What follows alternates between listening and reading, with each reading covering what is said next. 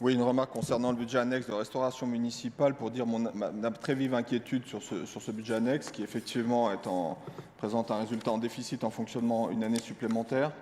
Alors cette inquiétude, elle est à deux titres, hein, puisque évidemment, je siège ici comme conseiller municipal, donc voir ce genre de compte, et même si on est en période Covid, même si, etc., c'est compliqué. Et puis au titre de l'agglomération, puisqu'on est quand même client de ce service, c'est inquiétant pour les tarifs à venir.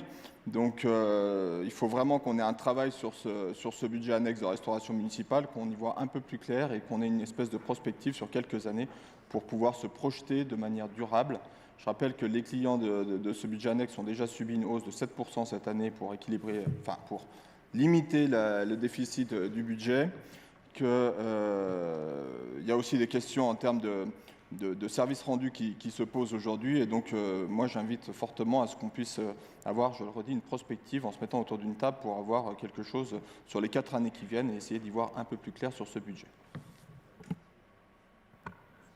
Message entendu. Est-ce que cela appelle un commentaire, Chloé? Non. Ok. Non, Christian, pardon.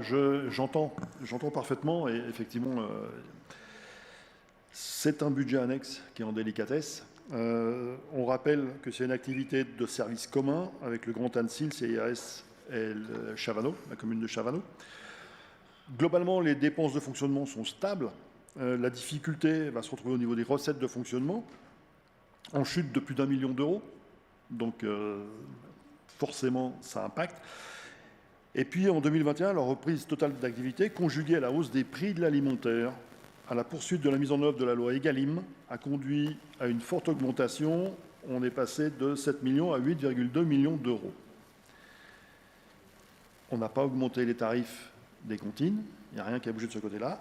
Mais effectivement, il y a une alerte, je l'entends bien, et il va falloir qu'on travaille dessus. Ça ne pourra pas continuer comme ça. Chloé Rivière. Oui, je pense qu'il faut avoir aussi en tête que la plupart des restaurations collectives de France ont des augmentations d'à peu près 10%, puisqu'elles sont toutes face à la même problématique des achats alimentaires. Mais je m'aligne à ce que vous dites, Denis, il faut se mettre autour de la table pour fixer notamment la convention de service commun avec le Grand Annecy. Et on a justement une réunion à ce sujet le 12 juillet, avec monsieur le maire et madame la présidente d'agglomération.